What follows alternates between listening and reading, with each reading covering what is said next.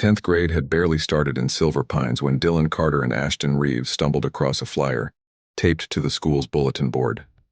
Silver Pines High Golf Team Tryouts. No experience needed. Dylan squinted. Golf? Isn't that the sport where you dress fancy and whisper a lot? Ashton laughed. I've got clubs in my uncle's garage. Let's try it for the chaos neither had played before. Dylan was more into sketching and skateboarding.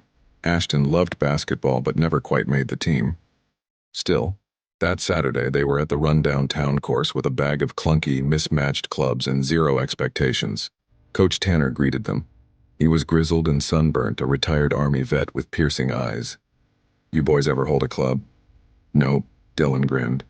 Perfect, Tanner said. Means you haven't learned bad habits yet. The tryout was a mess. Dylan whiffed twice. Ashton topped the ball into a water hazard. But something strange happened. On the last hole, Ashton hit a pure 7-iron shot that sailed clean and true onto the green. Dylan followed with a lucky chip that rolled straight into the cup. Coach Tanner raised an eyebrow.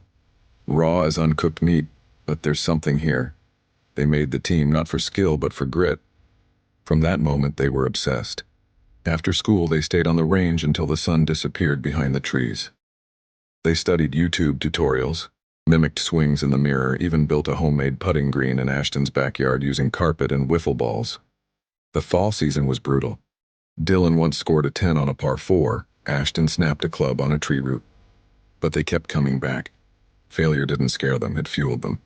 Then came the Silver Pines Junior Open in early spring, their first real tournament.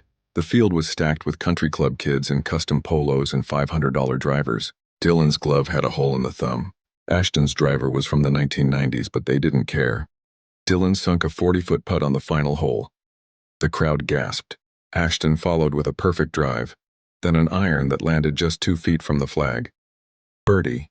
They placed second out of 30. Afterward, they sat on the cart path, legs shaking. What if we actually did this for real? Ashton asked. Dylan looked toward the sunset over the 18th green. You mean, go pro? The air was quiet, but it felt like the beginning of something massive.